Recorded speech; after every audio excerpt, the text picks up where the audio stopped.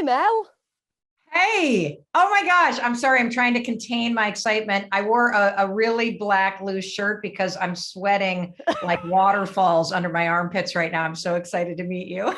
I'm so excited to meet you. This is the joy of doing this podcast, is just getting to connect with lots of people that I'm a fan of, that I've learned from, and to have a really juicy chat. And I definitely need it today. I definitely need it. You've caught me on a day where I had I had a really shitty night with my 8-year-old. He was just full on rebellion, loads of testosterone, shouting at me a lot. And I think at one point I actually said out loud to no one, I don't know how to do this. Because I literally was like, I don't know how to parent. I'm completely useless, and nosedived quite quickly into a patch of self-loathing. So obviously we're talking about your amazing book, The High Five Habit, which we're going to talk a lot about today. Yep. The last thing I felt like in that moment, and possibly still today, is high-fiving myself, because I just feel like, I guess I don't deserve it. I don't deserve to high-five myself.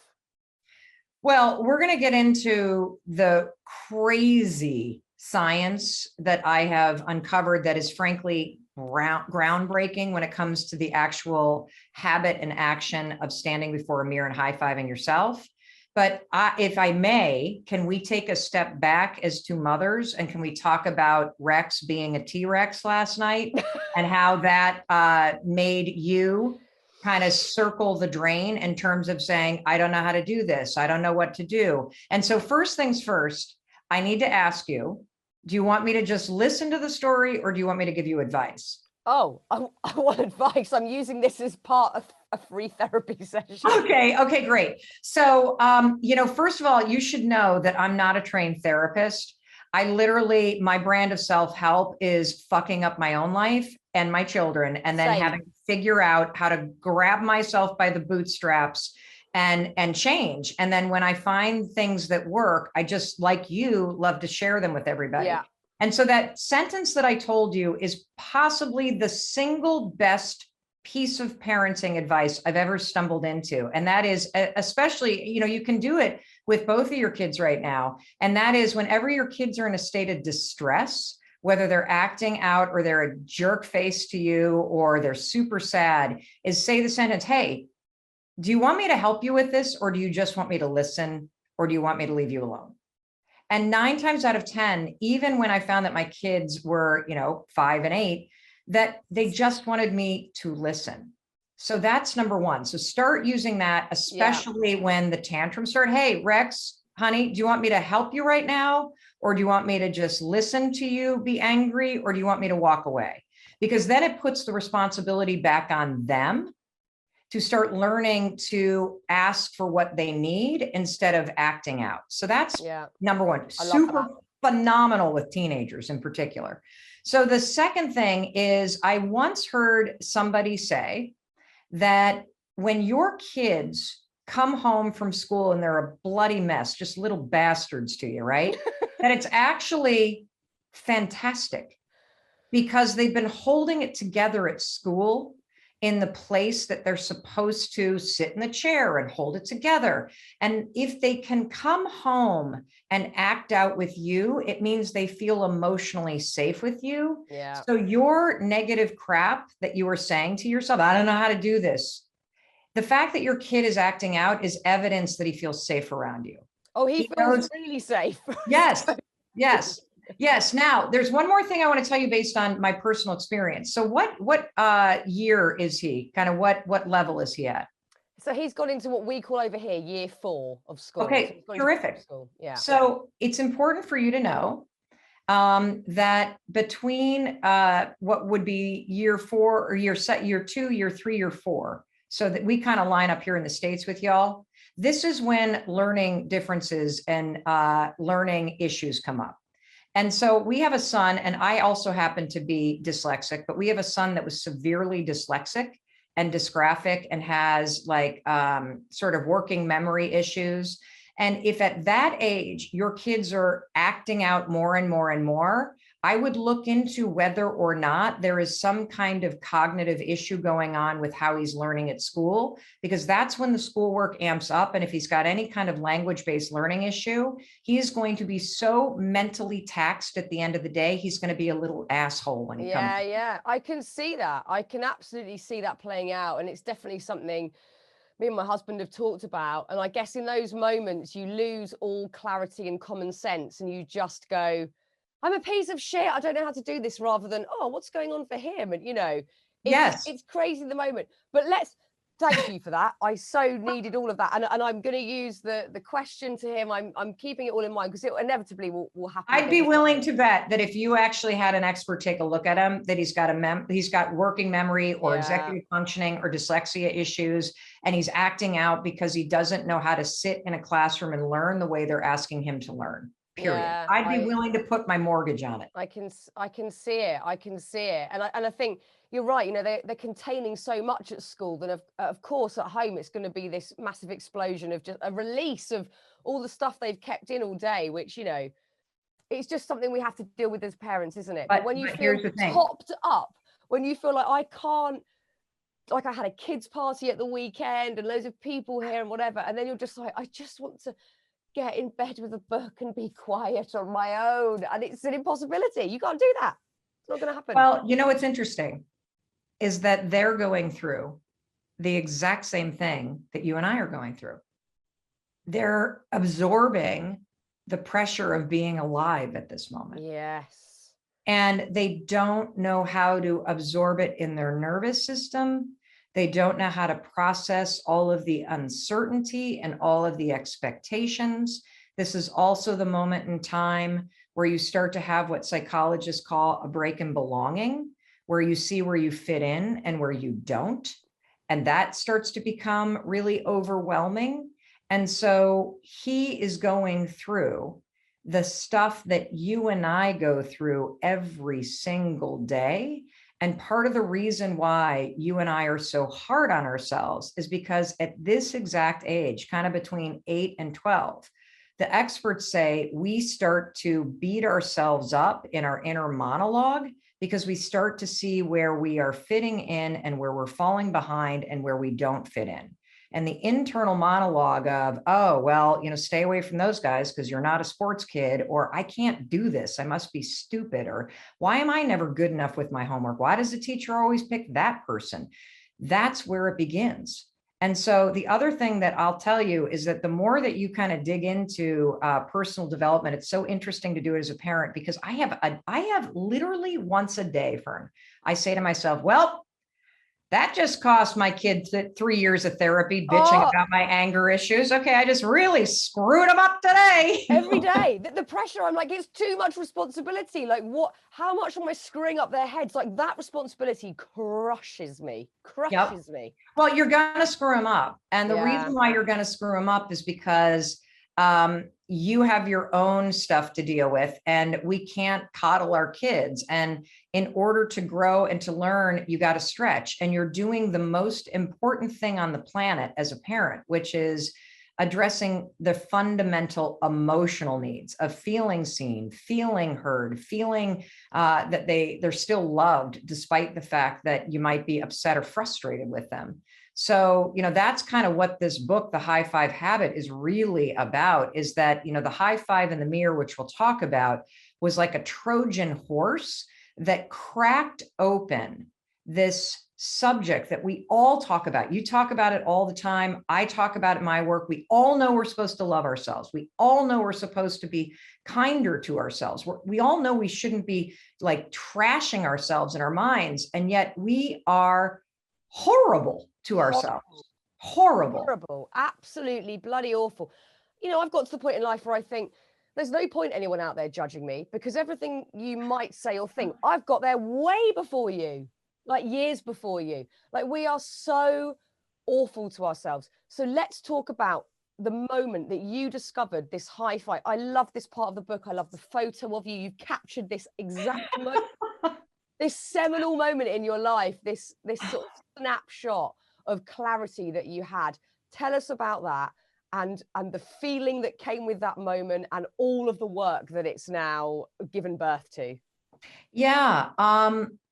This is a really profound moment in my life and a major turning point.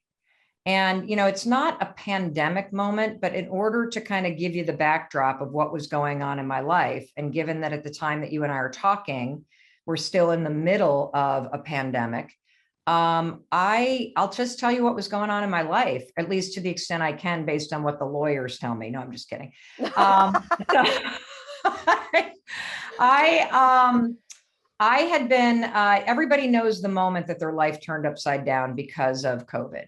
Whether you got news that the office was closing, or you couldn't go see your, grandmom or dad, or you, were quarantined with your kids and they were in a state of distress, there was that moment. And for me, what happened is I was taping a daytime talk show here in the United States, and they found COVID at the CBS Broadcast Center in New York. And they walked into the taping room and said, you need to evacuate the building. And within 5 minutes notice, Fearne, my show was canceled. I was fired from what had always been a dream job of mine. I grew up, coming home from school, my mom would have Oprah Winfrey or Donahue on here in the United States. And I always wanted to do that and to help people doing it. And so 5 minutes, grab everything you can that's not nailed down, run out the door. Don't even say goodbye to the 130 people I'd worked with for a year. I get in the car, I start driving to Boston. I see the New York City skyline disappearing in the rearview mirror. And, Boston, Massachusetts is where my husband and I live. And then the phone calls start coming in. My daughter's in college in California. They're closing school. What's happening? What's happening? My other daughter's in Spain. I can't get a flight. I can't. And the whole world starts to close down, and we all felt it. So I get home, and those first 3 weeks were basically a blur of alcohol and living in my pajamas and watching Harry Potter, no kidding, on repeat with the kids. There were aspects of it that were fun. But what happened in those 3 weeks is I lost my dream job. My book publisher canceled my book and then told me I had to return the money they had given us, money I'd already spent. Every speech I had for a year started to cancel. And I started to get flashbacks to a moment in my life when my husband and I were nearly $1 million in debt. This was 13 years ago. This is sort of my origin story. We were about to lose everything. And that's when I invented this thing called the 5-second rule. But I started having these flashbacks. We are fucked. Like, this is happening again. Are you kidding me? I'm 52 years old. I've got to reinvent my freaking life again. And one morning I wake up and I use the 5-second rule. You count backwards, 5, 4, 3, 2, 1, and I get out of bed. And the anxiety is thumping through me. And I make my bed and I drag myself to the bathroom. And I'm standing there brushing my teeth in my underwear. And I catch a glimpse of my reflection in the mirror. And I think, oh my God, you look like hell. And I had these dark circles under my eyes, and my gray hair was coming in, and I looked haggard and tired. I actually felt sorry for the woman I saw reflected back in the mirror, because I could tell she had the weight of the world on her shoulders. She was worried about her kids who were grieving and anxious and distressed. She was worried about herself, her employees. She was worried about the world and the frontline workers and her parents and her business and everything. And as soon as your thoughts go negative, it's like lint catching in a dryer. More and more and more negativity builds. And so then I started thinking about the day. And who doesn't start their day by going, I'm late, I forgot to do the text, today's going to suck. And then I look at my feet and there's my dog and he still needs to be walked. And I need to be on a Zoom call in 8 minutes. And I just look like bloody hell. And I'm starting to feel heavier and heavier. And what's interesting, Fearne, is if you had walked into the bathroom in that moment, I would have been able to spin on a dime and be like, come on, Fearne, you got this. You're awesome. I know this sucks, but come on, let's just take it one step at a time. You can face this. But standing there with myself, alone in my underwear, one boob hanging lower than the other, like I couldn't think of anything to say because I didn't feel confident. I didn't feel optimistic. I didn't feel like I could handle what was happening. And as cheesy as it sounds, standing there without a bra on, I found myself just raising my hand and high-fiving the woman I saw in the mirror. Now, here's what's interesting. Almost immediately, I felt my shoulders drop. I chuckled because it's so stupid and cheesy to high-five yourself in the mirror. And it didn't disappear the problems. It didn't change all the stuff I was dealing with, but something inside of me changed. I felt this sense of, okay, I know this sucks. Pick your chin up, Mel. You got this. Come on. And I sent myself into the day. Now, it was the second day that something really interesting happened, because what happened on the second day is when I woke up, I immediately thought about that high five. I 5, 4, 3, 2, 1, got out of bed. I made my bed. And as I was walking toward the bathroom, I felt something I'd never felt in my entire life. And I'm going to explain it this way. You know, when you're about to go see a friend, you're going to grab a cup of tea or a cup of coffee or something, and you're about to walk into that cafe, and you feel this sense of excitement that you're going to see somebody you like. And, I felt that as I was sitting, kind of waiting for us to connect. I was so excited to talk to you. As I walked into that bathroom, I felt this sense that I was about to see somebody that I like. Now, I'm going to be 53 years old this year. I think for the first 45 years of my life, I have either criticized the woman I've seen in the mirror or I have ignored her. I have looked forward to seeing outfits that I'm wearing or makeup that I've put on. I have never looked forward to seeing myself. No, I haven't. I mean, there's an awkwardness. There's a real awkwardness about, because when I was reading this section of your book, I was like, why have I never seen myself in the mirror? I've looked at myself. I've gone, oh, that's what I don't like about it. And there's that. And I can improve that with some eyeliner, whatever. But I've never seen myself.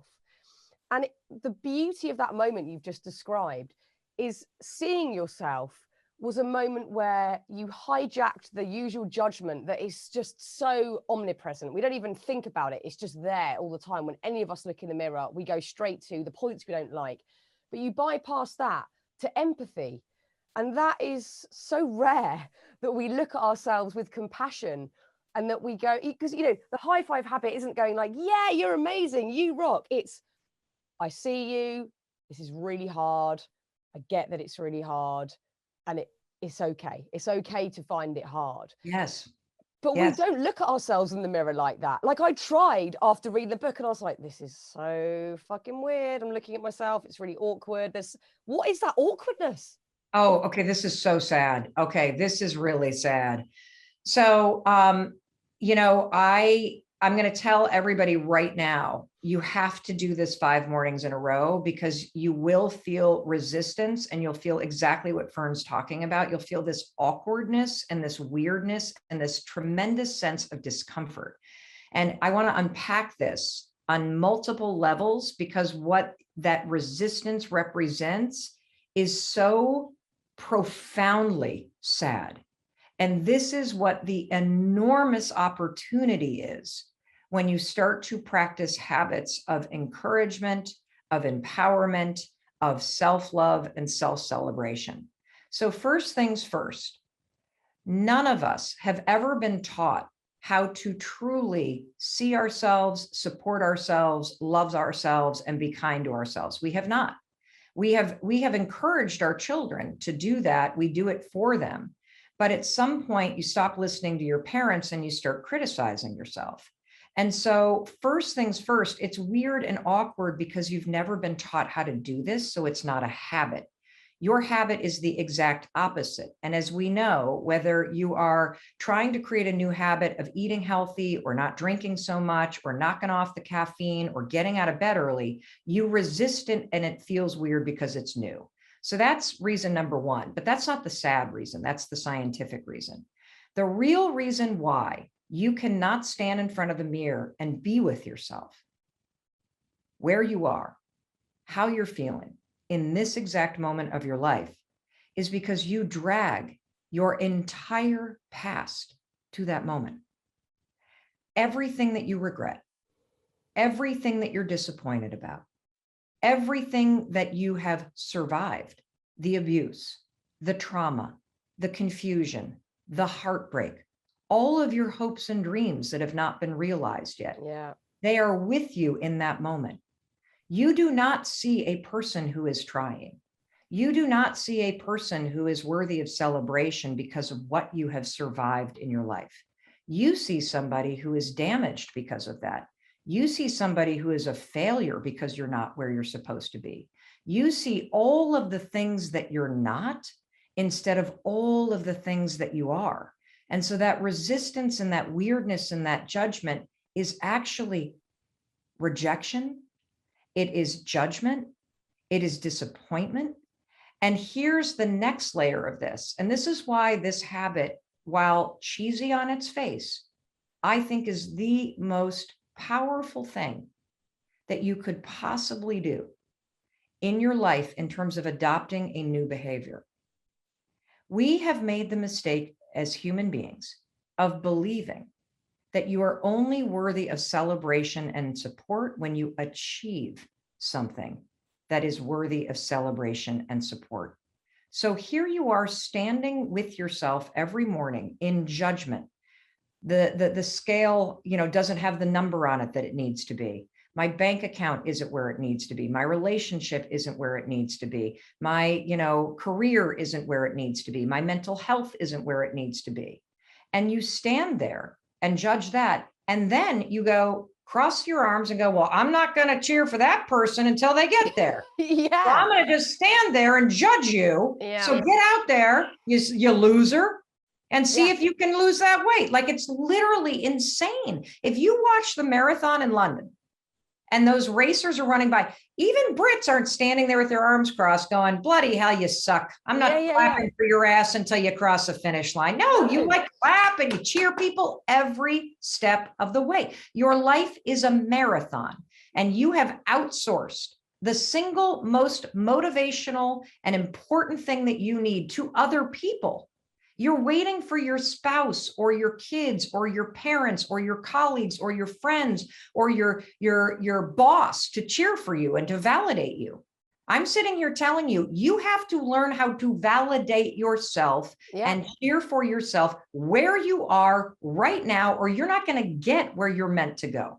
No, because, that's what we've been, I guess, more recently taught with social media, or certainly encouraged, that unless there's outside validation, you do not exist, which is a terrifying thought, because if you are solely relying on exterior validation, then when it eventually dissipates or there's a break in it, you're free falling. What are you going to do? So that is a huge problem. But going back one layer, looking at all the judgment and all the past that we lug around, because I recognize that in myself. I'll look in the mirror and I'll conflate my own thoughts about myself with other words spoken from people I've met along the way, or strangers, whatever it might be. And I am, pulling that along in a massive sledge behind me, like every morning. How do we, because everyone's got that. And I'm thinking people at home are going to be like, yeah, I have that. But how are we moving past that? How are we not bringing our whole past and our lump of regret with us each morning? How do we move on? Because, I know obviously sometimes with tricky situations in life, you might have had good intent, but others have still judged you, or you've ended up in a tricky spot. But there will still be times in our past where we acted without good intent. And we know that we did something out of jealousy or cruelty or whatever it might be, of just feeling angry about our own lives. So how do we let that go when we know that good intent wasn't anywhere near that situation? How the hell are we stepping over that massive pile of crap? Well, I think that, I think especially your listeners know that you act out in pain because you didn't know any other way to cope. And so when you can bring empathy and understanding to what happened to you, you can start to understand the behavior. And it's only when you understand the behavior from the past that you can spot it and you can catch it and you can change it, because patterns of behavior repeat unless you break them and replace them. And so one of the reasons why this high five habit, and it's just one of a bazillion habits in this book that we can talk about to address this question. One of the reasons why high-fiving your reflection in the mirror works is because you don't have to think anything. This is the genius of it.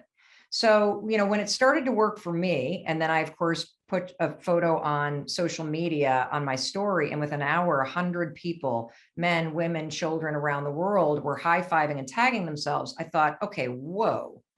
First of all, I'm not the only one who's feeling like the world on my shoulders. Okay, that's reassuring. And secondly, maybe this thing isn't that cheesy after all. And so I've spent the last year researching this. And so first, let me explain in addressing your question about how do you get your mind to stop going down the road of beating the shit out of yourself for all the stuff that you did when you were just trying to survive, because that's what you were trying to do.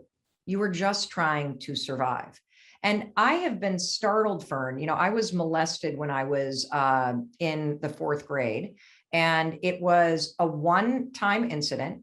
I woke up in the middle of the night at a big family thing with lots of different families, and all the kids were in one room, and there was an older kid on top of me. And it is that moment that my anxiety began. I literally had a fight or flight response, which is all that anxiety is. Anxiety in your body is just an alarm bell going off when your nervous system goes into a sympathetic or an on edge alarm state. And I possummed, I disassociated, I literally left my body. And that next morning I woke up knowing that something was wrong, knowing that something bad had happened. And in that moment, my nervous system was still on alarm. And when I walked downstairs that morning, my mom was cooking breakfast. The kids were all over the kitchen, lots of other moms around. And my mom turned to me and said, "How'd you sleep, honey?" And I froze. And I froze because the kid was sitting at the kitchen table. Now, I knew if I said something, my mother, she's a farm gal. She grew up on a cattle farm. She would literally take that spatula and hit him into next week. Like, there was no concern about my mom. I was concerned about what this person would do. And so my nervous system in that moment got hardwired to be on edge, to be worried about how people react. And I have lived in that state for literally ever since 45 years. And so one of the things that happens, we're going to talk about our nervous system, because there's also a high five you can do to your heart that is profound for any kind of anxiety or trauma that you may be feeling. And we're going to explain that in a minute. But first, I want to explain what some of the world's leading neuroscientists have said about why the high five habit works. When you go to raise your hand in the mirror, and this is how you're going to do it. You can do it right after you listen to this. You can do it tomorrow morning. What I want you to do to make it a habit, first of all, is I want you to do it right after you brush your teeth. Hopefully, we're all brushing our teeth every day. It's a really good habit to have. When you put your toothbrush down, like right on the counter, now we're going to practice the high five. You're going to take a minute and you're just going to look at yourself. And I want you to, in that moment, I want you to set an intention. And the reason why I want you to set an intention as you're with yourself is because there is new research out of Harvard that shows that if you take just a minute in the morning and you think about how you're going to show up today and who you're going to be, and more importantly, what actually matters to you? What game do you want to play that you want to make progress on? Not complete, not win at, just what's one thing you want to inch forward? And how do you need to show up today to really engage in that game that matters to you? It could be something personal, could be something at work. It doesn't matter with your kids. And then once you have that in your mind, you're going to raise your hand and you're going to high five yourself. And yes, it will feel weird. Yes, it will feel awkward, but I'm going to tell you what's not going to happen. It is neurologically and scientifically impossible to raise your hand and high five your reflection and think, "Gosh, you suck. Boy, you're ugly. Your chin's really pointy. Your jowls, Mel, are starting to look like saddlebags on a pack mule." Like, you can't think those things. You just can't. And here's why. You have spent your lifetime high-fiving other people or raising your hands in celebration with other people. You've done it so many times that the gesture of high-fiving, even by just seeing other people do it in sports matches, it's already encoded. Like, Fearne, when somebody high fives you, what are they saying to you? Well, I think they're celebrating you on a subconscious level and saying, "I see you. Hey." And I think what I'm realizing as you're talking is, and this is so obvious to say, but it's just hit me, is that we're not to underestimate habit, because I think some of the time we're sat there waiting for, quite frankly, an epiphany. There's going to be this moment where I really like myself, or if I get the job, the partner, the thing, then I'm going to like myself. We've got to do the habit bit first to get Yes. anywhere near that. Yes. And we are all relying on some miraculous, maybe it's because we've been sort of indoctrinated over the years with like the big reality TV shows where, you know, all of a sudden you're celebrated and you look amazing and you're on TV and everyone's cheering at you. And I'm going to have that moment. It's going to happen down the line. This is a habit. This is, like you say, cleaning your bloody teeth. This is a habit we have to do every day. And it's, as much as sort of changing your habit can be tiresome, once you're in a habit, you don't even know you're doing it. I don't think I've got to brush my teeth. You're just doing it. So we can't underestimate habit here. Yes. And by the way, you already have a habit that we're trying to break, which is you have a habit of ignoring or criticizing yourself. Yeah. Just like you're cleaning your teeth, we got to clean your mind of all that bullshit you've been saying for a long time. But that's empowering, because often we believe it. We think, well, I am just a piece of shit. But it's empowering to know, no, that is a habit that I go to, that I think I'm a piece of shit when X, Y, Z happens. It's not true. That also is a habit. Empowering, both things. Yes. Empowering. Yes. Exactly. Exactly. And you have friends that have done piece of shit things in their lives. Yeah. And you can understand that they did that. They drank, they were addicted, they cheated on people. They, like, whatever they did, they were a bloody asshole. But you can now see that they're trying. You can now see that they're changing and they're working hard, and you can love them through it. I'm here to tell you, you have to make a habit of doing this for yourself every day. And you just said this thing about, I'll be happy when I get that job or I lose that weight. The problem with attaching your happiness and your validation and your support to achieving something is, once you achieve it, you are stuck with the old habit of still hating yourself. And you're now going to need to find something else to achieve in order to prove that you're worthy of it again. You see, I've been an overachiever my whole life because I've equated achieving with being worth something. And when you are an overachiever and you think it's only when you're achieving something that you are worth loving or celebrating, you will be a jealous motherfucker, because everybody else that's succeeding is now competing with you for the love and for the worth that you want. And when you start to actually give yourself the love and the self-validation that you need, even when you're failing, especially when moments are hard, when you're, telling yourself, okay, Rex was an asshole to me last night and I feel like a terrible mother. And you stand there, Fearne, and you're like, you know what? Today I'm just going to show up and I'm going to be compassionate and patient, both with him and with myself. And you raise your hand and you high five yourself. What you're doing in that moment is you're shutting down the criticism. It's an act of defiance to that beatdown that you've been giving yourself. And because this is the coolest part, everybody, because you've been high-fiving everybody else and watching everybody else do it, all the messaging, I believe you, I love you, we got this. You give a teammate a high five or a kid a high five when their attitude is sinking, to basically say, I get it, it's hard, you blew it, but guess what? Pick back up. We're going in. Come on, we got this. I got your back. You're not alone here.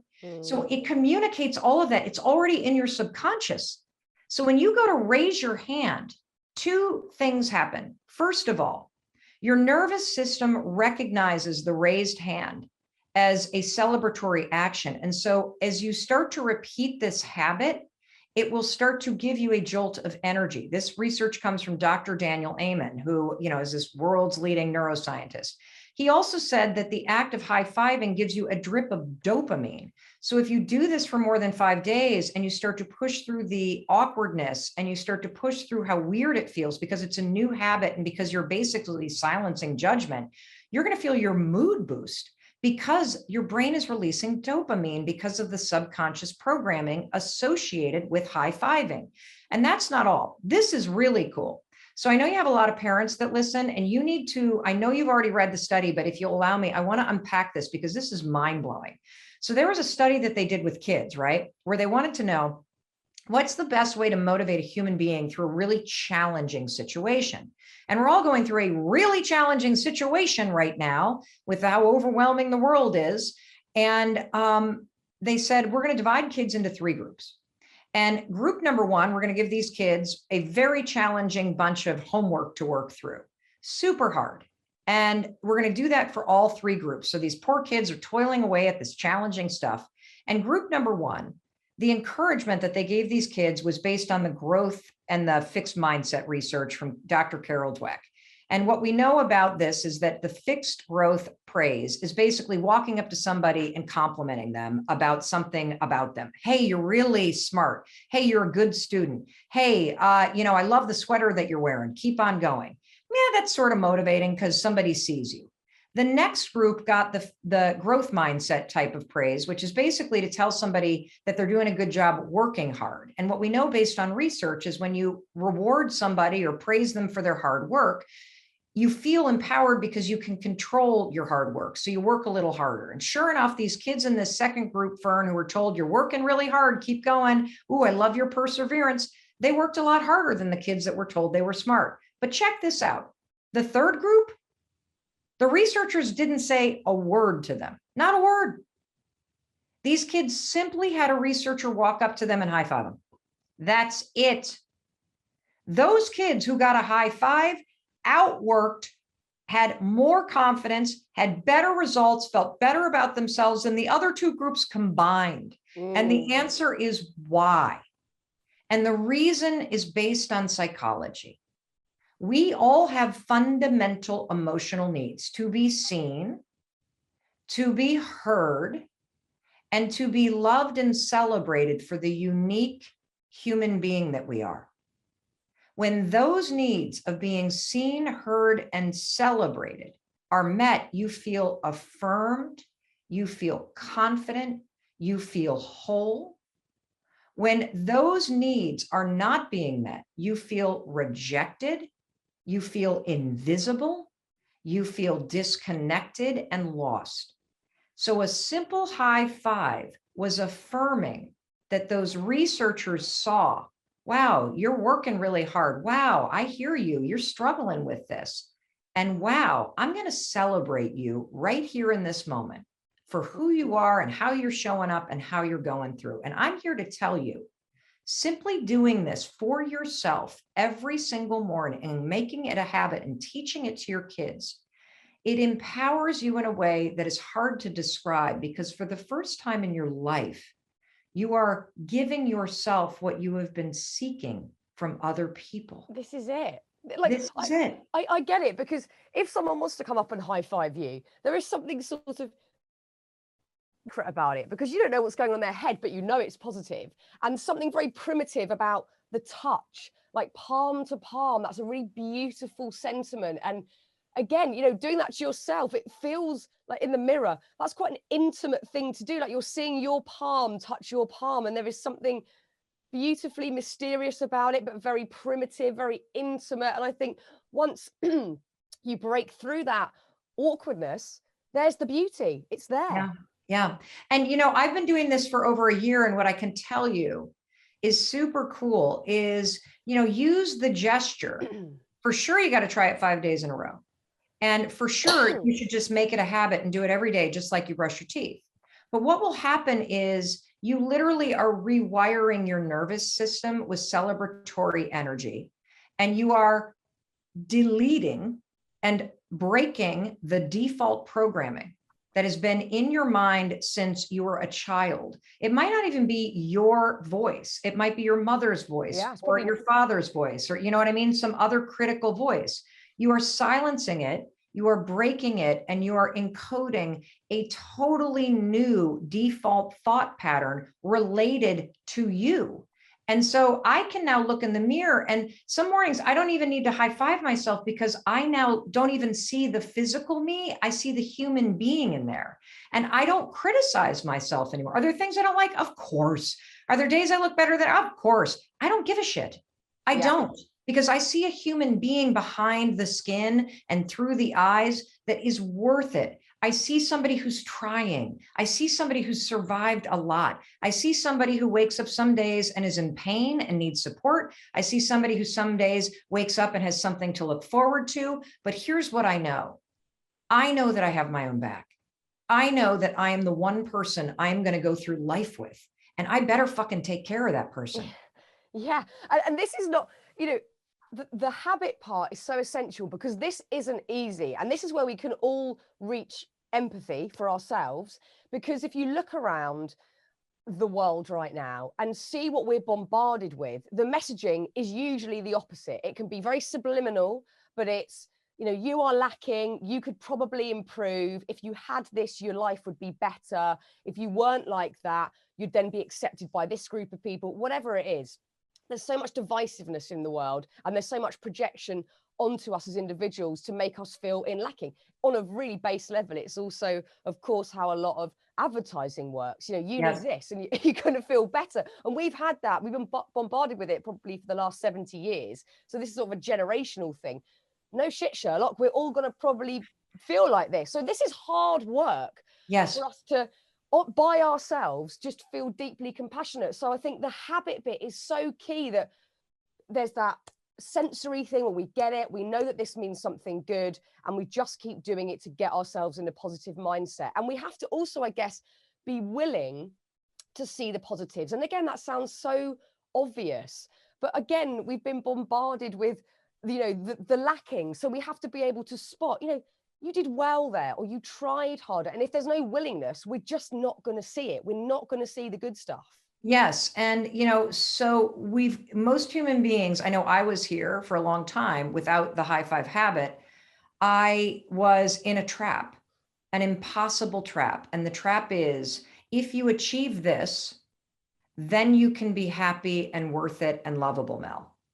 But I'm going to stand here and I'm going to beat the shit out of you and tell you that you're not any good and that you're not lovable because you haven't done that, which, based on the research, being hard on yourself is demotivating. If you stand in front of the mirror and you know that you want to be healthier and you want to treat your body in a kinder way, you want to eat more whole foods, you want to move your body a little bit more, right? It's not about the number on the scale. It's about your vitality. It's about whether or not you respect yourself with your decisions, whether or not you're taking care of yourself with your decisions.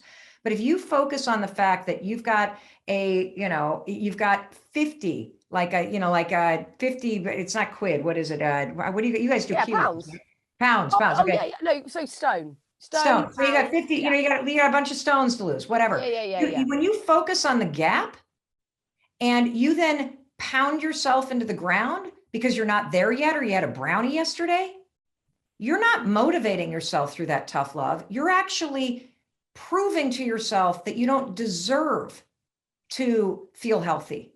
Your disrespect to yourself and the way that you're talking to yourself proves to your brain that you're the kind of person that doesn't deserve to do those things. So you're actually making it harder with the habits that you have right now. And the fastest way to change behavior is to feel encouraged and supported and loved as you're doing it. I want to share one more thing with you, because I know you talk a lot about anxiety. I know that you were sharing openly about a panic attack that you were feeling in the beginning of the pandemic. And a lot of us have kids that are struggling with anxiety. And I struggled with anxiety for 30 years. I took Zoloft for 2.5 decades, and it was a life changer. But it wasn't until I understood my nervous system's role in this, and the default beat down negative critic, and how that keeps your anxiety alive, and how you can use high five habits to regulate your nervous system, which is critical. Because remember, when your nervous system is on edge, and when your nervous system is what psychologists call dysregulated, or you have a trauma response programmed into your nervous system, and let's be honest, every single one of us has experienced trauma on some level. Yeah. And after these last 18 months, everybody's nervous system is at a on edge setting. Are we masks? Are we not masks? Are we in quarantine? Are we not? Are the kids going back to school? Are they not going back to school? Are we getting on planes? Are we not getting on planes? Am I allowed to leave the country? Can I not? Like, you're constantly in this state of uncertainty. So I want you to take a second habit that is going to help tremendously with anxiety. It also helps with focus, and I'll explain how in a minute. So I call this habit, and we write about it and explain the science behind it in this book, The High Five Habit. It's called high-fiving your heart. And here's how you're going to do it. So high-fiving your heart is a way to take advantage of your vagus nerve. And your vagus nerve, as you know, you talk about this, runs from your seat all the way to the top of your head. It goes through every major organ. It goes through your vocal cords. Your vagus nerve is literally a treasure that you need to discover. It is the on-off switch that helps you switch between your sympathetic, which is your on edge, anxiety-ridden, stressed out, dysregulated nervous system, and the switch to a calm, cool, grounded nervous system, your parasympathetic nervous system. So what you can do every single morning, and I do this right when I get out of bed. So the alarm rings, I use the 5-second rule. I count backwards, 5, 4, 3, 2, 1. And that helps me get out of bed. I move on one.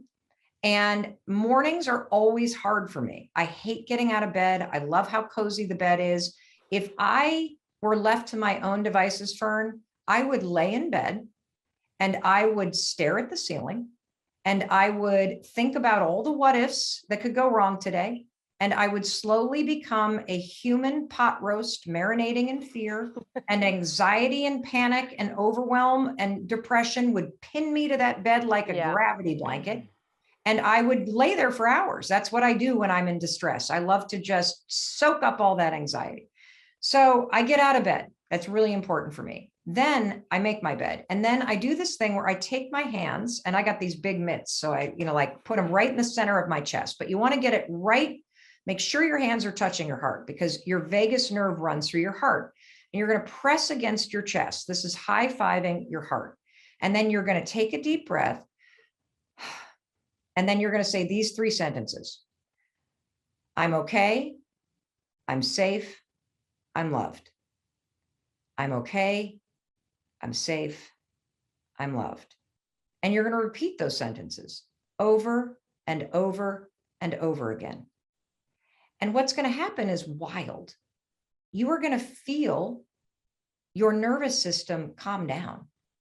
You're going to feel yourself, like your being, come back into your body. I call this body confidence. It's being comfortable, literally comfortable in your own skin. And I do this first thing in the morning for a very important reason.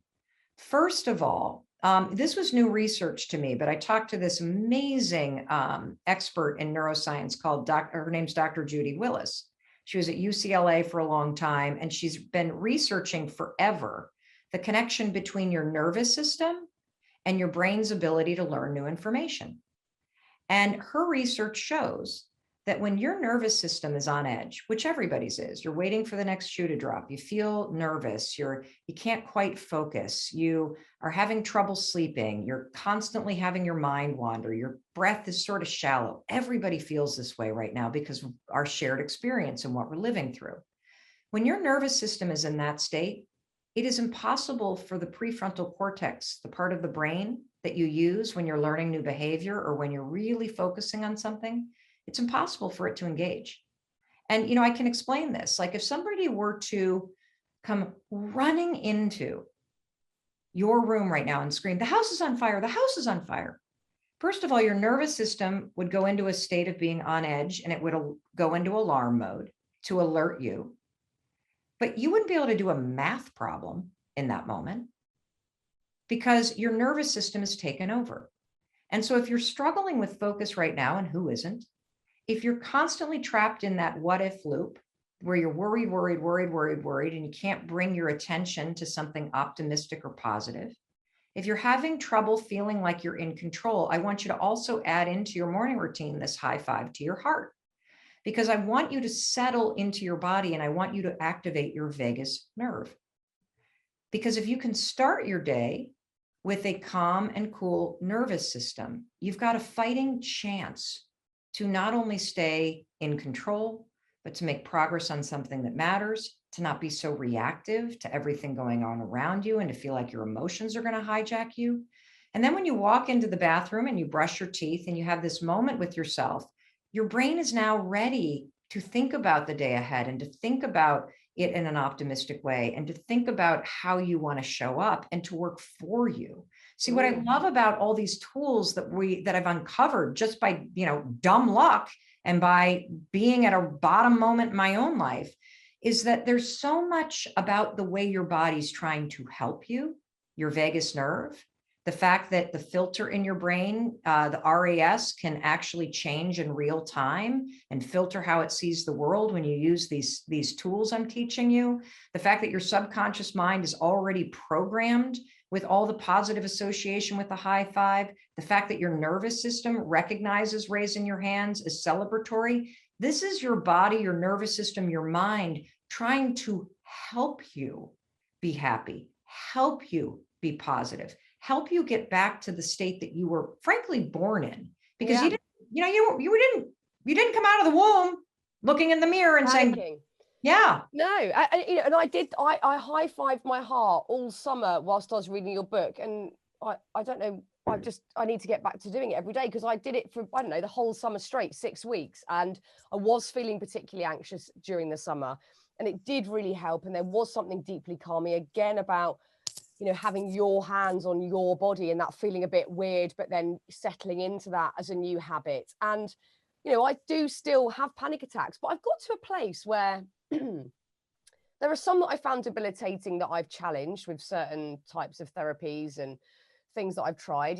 I was really annoyed that I found driving on the motorway a real problem. And now I'm getting to a place where I've started to do it again after 4 years, and it feels really good. But I wonder this, there are some parts of my life where I know if I were to step into that situation, I'm not saying panic is in like, oh, I'd feel a bit edgy, but I would not be able to deal with the situation. So give me an example. So, okay, I'll be really honest, and I don't talk about this stuff very often, but doing live TV or live radio, which I spent my whole life doing since the age of 15, and doing without thought, without nerves, just there. But I went through some pretty horrendous stuff that caused a deep period of depression. And then weirdly, it was about 3 years after that the panic came in. It was almost like this sort of hangover.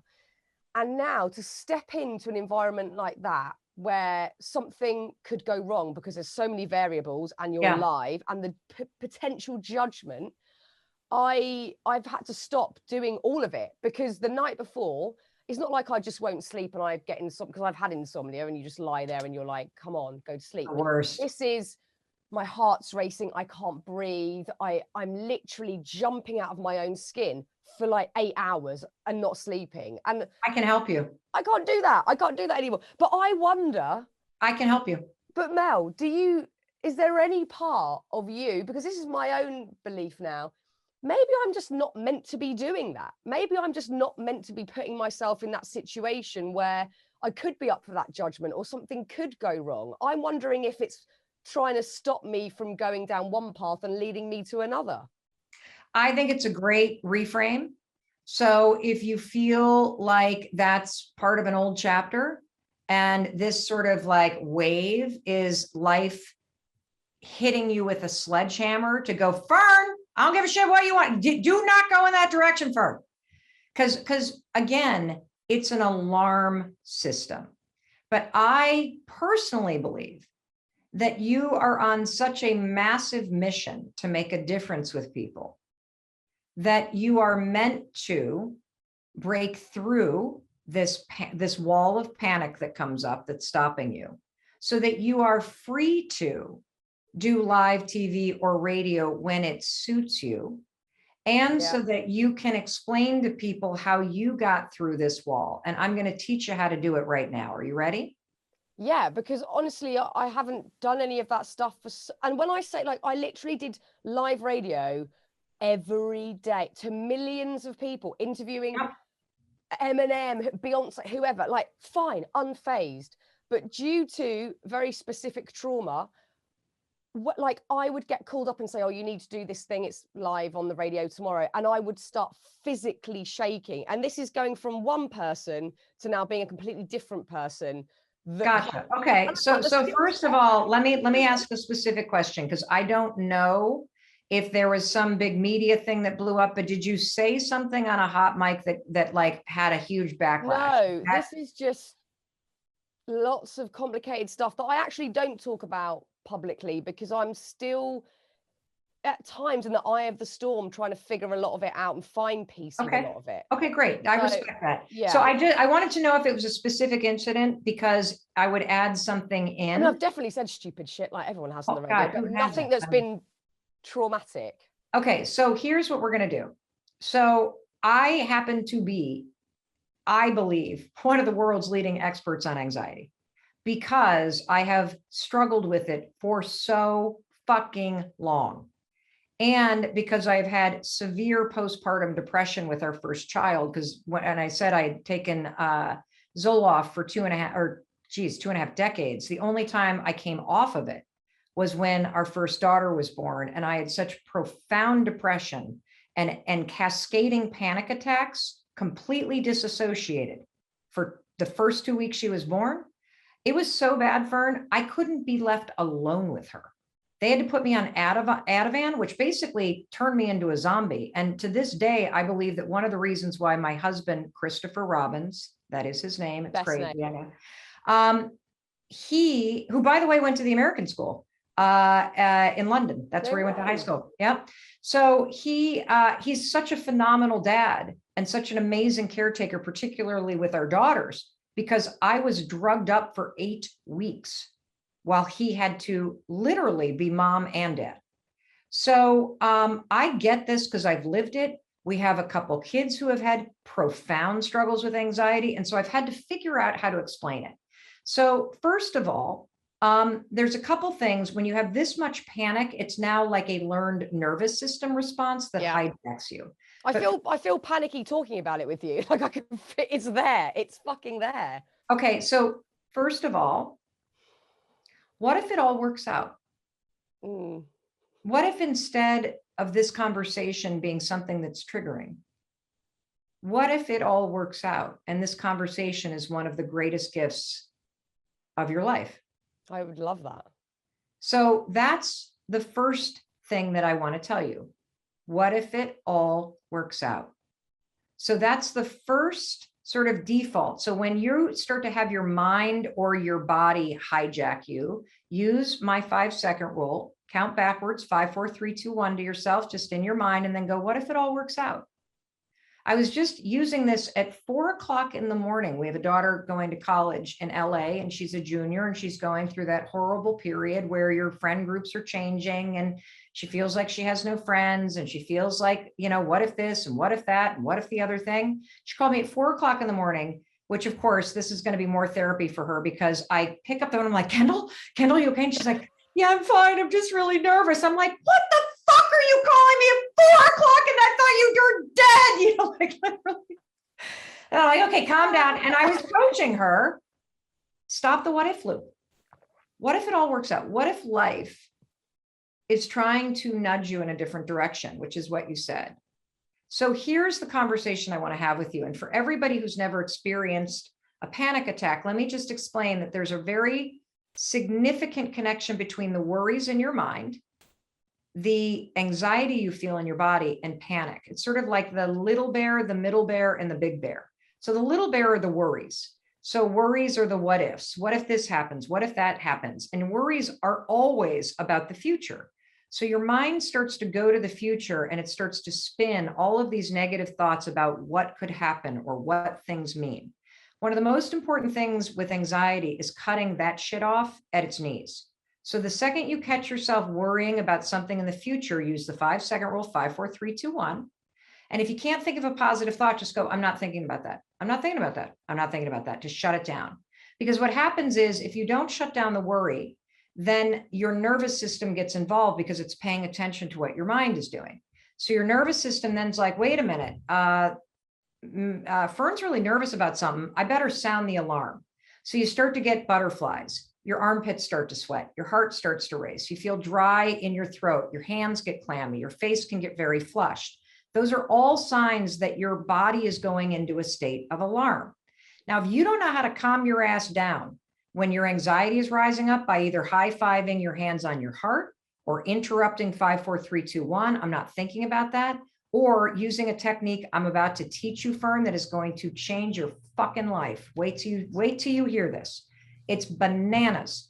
If you don't do that and you stay in an on edge state and your mind then starts to spin, oh my God, my stomach, oh my God, my armpits, oh my God, like, because now your body state is making you even more anxious. Yeah. If you've ever heard your kids then your kid, and if your kid has anxiety, your kid's always like, I feel like I'm going to throw up. I feel like I'm going to throw up.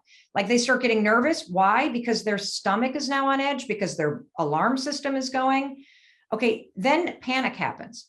Panic attack is the older brother of both of these things. A panic attack is when your mind is so worried and your alarm system in your body has been going on so long that the panic attack is designed to do something.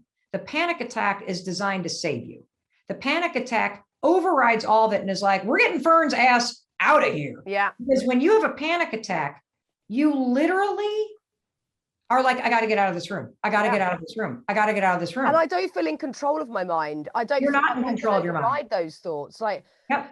And it's almost like, oh, well, you tried doing that and that didn't work. So now you're really screwed. And now you're definitely not going to sleep, because they're usually at night. Oh, now you're definitely going to be up till 4 a.m. So good luck tomorrow when you're on the radio. It's that. Yep. Okay. So typically we have panic attacks in situations a lot. If, going back to like, let's say we're driving down the road. Okay. And you and I are driving, and we'll say that I'm driving, since you just started driving, on the freeway, and we're driving, and all of a sudden a car swerves and cuts us off. What do you feel in your body as I'm swerving to get control of the car? Yeah. Panic, fear. Correct. But as soon as the car pulls away, what happens to your body? You start to relax. Correct. Because that's a situation where it makes sense to feel that. Yeah. You have panic and anxiety all the time in certain situations. The problem for those of us that struggle with generalized anxiety or panic attacks that start to become very frequent is that they happen at a moment that makes no fucking sense. Yeah, exactly. It's disproportionate to the thing that's happening. Correct. So first thing that I'm going to ask you to do, and everybody that's listening, is you're going to go through, and I want you to write down all of the moments that can trigger you to feel on edge or anxious. And you're going to unpack a lot here, because it might be connected to past trauma. Like, a lot of people don't know why they feel anxious at 5 or 6 o'clock at night. Well, the reason why you do is because a lot of people grew up in chaotic or abusive households. And that's when mom or dad came home. That's when the shit hit the fan. So even as an adult, even though you're safe, you start to feel on edge at 5 or 6, and you can't quite explain why. It's because your body remembers being a kid in that situation. So I want you to go first and write down all the things that sort of set you on edge. It could be a smell, it could be a sight, it could be a sound, it could be a time of day, it could be a certain thing you have to do, it could be a person. And then what we're going to do is, the reason why it's important to write it down ahead of time is because a lot of times it hijacks you because you don't see it coming. But if you do see it coming, you can now create tools to get in front of it so that your nervous system response doesn't take you into DEFCON 10. So with you and panic attacks, and I'm going to talk about the fear of being on live TV or radio, because I want you to be able to do that. You have a gift to give to the world, and it's not in hosting, somebody else's show. It's in being able to go on live TV and do whatever projects you want to do. And especially now that you are doing this incredible podcast that is helping millions and millions of people's lives, there are more platforms for you to be able to go do this. Yeah. And so I'm going to teach you the 5-second rule and how to marry it with new research from Harvard Medical School about performance anxiety. And the first thing I have to tell you is that there is no difference in your body between a state of feeling excited to do something and a state of feeling nervous and anxious about doing it. Physiologically, it is the exact same experience. When you are excited, like, let's take your favorite, who would be your favorite person to go see perform live right now? Let's say Foo Fighters, who I love. Okay, Foo Fighters, great. So let's say you've got front row seat. Let's assume it's COVID safe. Nobody's going to get sick. You are in the front row. They are about to come out. You are so excited. You're with your best mates. It's going to be amazing. What do you feel in your body in that moment, knowing they're about to come out and stand before you and play your favorite song? So much excitement tinged with A pure love for Dave Grohl. Okay, great. What happens is you probably have butterflies. Your stomach's like flipping around. Your armpits are now sweating. Your heart's racing. You know, you kind of feel a little thirsty. Your hands are like really clammy. That's excitement. What happens in your body when you think about going and doing live radio? I mean, yeah, I guess there are similarities there. I guess the mental bit takes over from it warps it from feeling like butterflies to feeling like daggers or something, like, oh my God, but it probably is on a, you know, physiological level the same, but my head's going, this is terrible, this is terrible. Yeah, it's exactly the same. Those butterflies when you're excitement are daggers, and I'm going to puke when you're nervous. Yeah. The armpit sweating when you're excited is they're about to come out. When you're nervous or anxious, it's everything's about to fuck up. Yeah. Heart racing, this is amazing. When you're excited, heart racing is, this is I'm going to die. That's what I'm going to die. Yes. So the only difference based on research between a moment where you're panicking and anxious and a moment where you're excited is what your brain is saying about what's happening in your body. Yeah.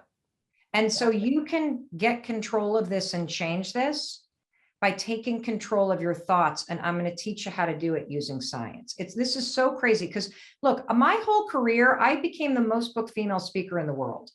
If you watch my TEDx talk, Fearne, that is the first time I had ever given a speech on a stage. Wow.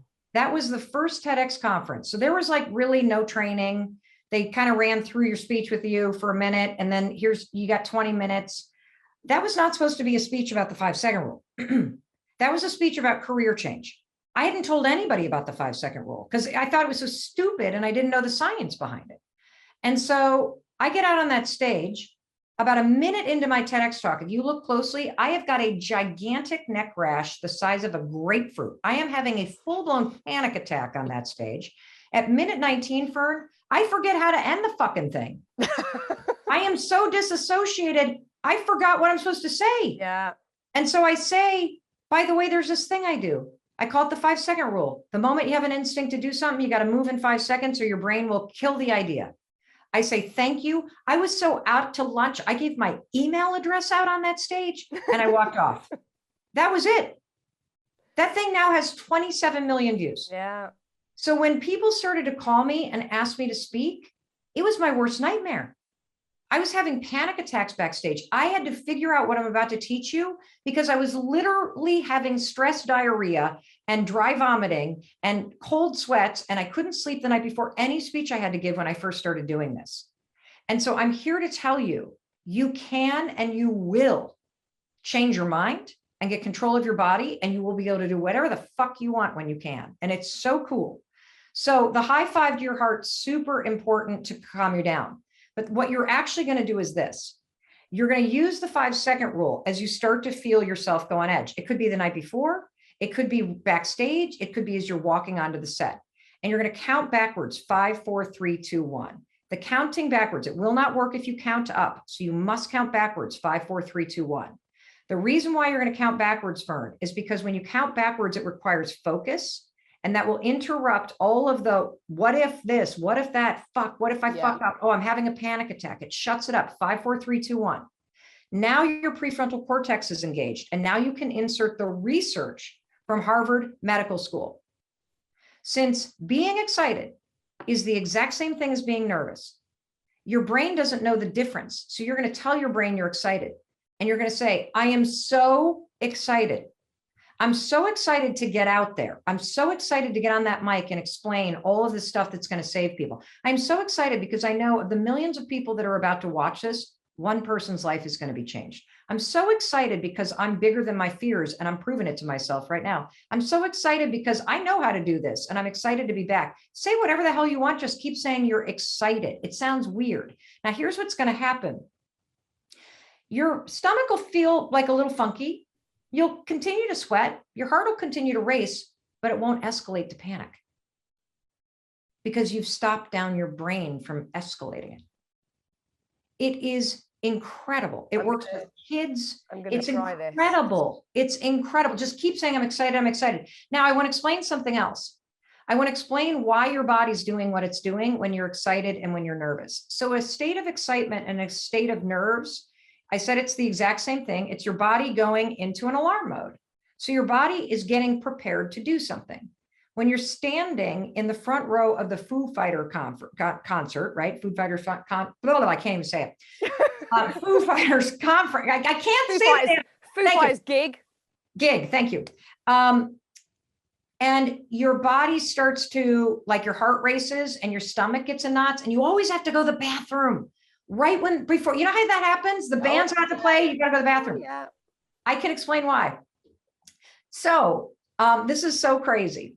When you are, like way back in the day, 1,000 years ago, when a human being went into a state of being alert, I'm about to go do something, it usually meant running away from some scary animal or going on a hunt, right? You do not need to take a dump or to pee if you're going to be running. And it's going to slow you down if you do. And so what happens when you're about to go do something is all of the blood goes from your stomach, because you don't need to be digesting anything, and it races to your brain and your heart so you can pay attention. The reason why you have, quote, butterflies isn't because you're actually nervous. The reason why you have butterflies is because the blood left your digestive tract to go to your heart and your head so you can pay attention and take the exam or sing along at the top of your lungs or perform on a microphone or take the test or whatever it is. And so the chemistry in your digestive tract just changed. That's why it's gurgling. Wow. Your brain is the thing going, oh my God, I have to go to the bathroom. Must be something wrong. Oh my God, I have to do. No, that's just a urge to empty your bowels so you can run faster or so you can concentrate.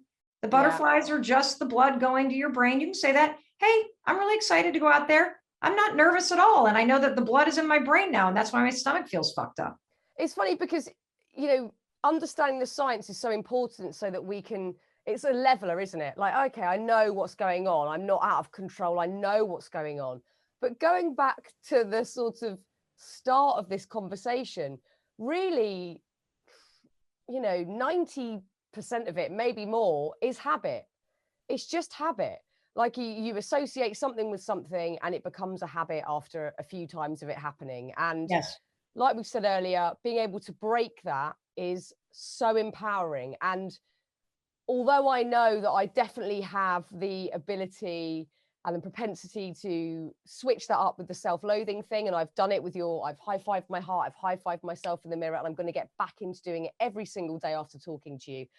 The panic one is the one that I still need to address, and I'm going to try this out. I'm going to try this reframing mentally. I'm going to count back from 5, and maybe it will just take, like all of these things, and we don't want this to be the case because it sounds boring, is a bit of discipline to keep trying again, to do something, whether it's daily or in a sequence. Discipline is such a big part of having decent mental health, that you make choices and you continue them if you know that they're working for you. And we don't want that to be the case. It's too boring. We want some magic thing to happen, to do some juice cleanse or whatever, and then everything's amazing. It's discipline. Yeah. And and that word scares a lot of people. And so I think that you can, I tend to call it simple discipline. Like these are super simple things that seem too good to be true, but they leverage profound and groundbreaking science. And, to your point about the habits, Fearne, you already have habits. You have a habit of beating yourself up, of holding yourself back, of allowing yourself to spin in the what ifs. And what I'm here to say is one decision at a time, whether it's high-fiving yourself in the mirror, or it's interrupting the negative loop of what if and saying, well, what if it all works out? Or if it's high-fiving your heart, or if it is simply seeing somebody in the mirror every morning who is worthy of support and celebration because of what you survived, and because you've dragged yourself out of bed, and because you're still standing here trying to do a little bit better every single day. I'd say that is a human being who is worthy of a high five. Well, I love it because I get to use it in situations like this, and for the writing that I do. I'm more than comfortable to talk about most of the the monsters that I have in the cupboard. There are a few that I'm still working with, but I enjoy doing that. I don't feel so vulnerable doing it these days. I do find that exciting. I don't care if people judge me about it or think that I'm weak or whatever. I really couldn't give a toss. I love using that and the situations that I've dealt with to connect with other people. And that's been the beauty of today. Oh, because can I say one more thing to you? Because you just said, I know you're going to love this. So the other reason why this is so important to develop these habits of encouragement and support and celebration of self is because your relationship with yourself is the most important relationship you have in life, and none of us really work on it. And it's also, by the way, the foundation of every relationship you have. And so here's another reframe. All of those people that are judging you have a habit of doing it because they are so profoundly judgmental of themselves. Yeah. If you want to feel more secure, you need to start practicing treating yourself with a sense of security. If you want to feel more validated, you have to practice validating yourself. If you want to be less judgmental, you need to practice being less judgmental of yourself. If you want to be in a loving relationship and accept and know that you're lovable, you got to first learn and practice loving yourself. And through these simple habits and discipline, that's how you can do it. Yeah, it's so spot on. And like you say, we perhaps overlook the simple stuff. That's the juicy bit. That is where you're going to see big change. And it's certainly what I've realized over the last, I don't know, 5 years, that I sort of moved into this area from a more traditional broadcasting aspect of things. And, you know, there's just so much to learn each time, which is a joy. And not only will the listeners of today's chat get so much from what you've said, I have certainly used it as a therapeutic session myself. And I'm massively grateful for that, and will just take so much from it and get back to doing my high five every day, because we need to do this stuff. We need to do this stuff to bloody well like ourselves a bit more. We really do. Mel, what an absolute treat and privilege to sit and hear you talk today and talk about. Well, you have my phone number, so I want you to text me. Like we're now pals and friends and anxiety buddies. And if you called me at 4 o'clock in the morning, I will not scream at you. I promise. Oh, bless you.